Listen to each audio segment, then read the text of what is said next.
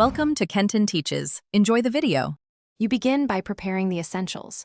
Plug a high-quality USB-C cable into your phone and the car, or enable Bluetooth pairing if your head unit supports wireless Android Auto. You must allow Android Auto permissions, location, contacts, microphone, because the app needs them to map routes and handle calls securely. Once done, unlock the phone and accept the car's prompt. This establishes the data handshake. If you see a USB charging-only message, change the cable or port so the car. Once connected, tap Android Auto on the car screen and choose your phone as the source.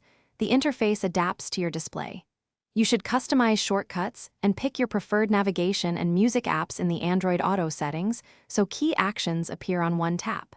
Make sure media routes to car speakers. Adjust Bluetooth and audio output if needed. Use steering wheel buttons for quick control, and practice a few voice commands so you can keep your hands on the wheel and your eyes on the road. Begin your drive with navigation active and voice commands enabled. Android Auto will show directions, calls, and messages on screen without distracting overlays. If the connection drops, stop safely, then reboot your phone and the head unit that clears transient USB or Bluetooth glitches. If that fails, swap the USB port or cable and verify app and OS updates. One key tip: clear the Android Auto app cache and storage, then repair. This often fixes stubborn pairing or crash issues without losing critical phone data.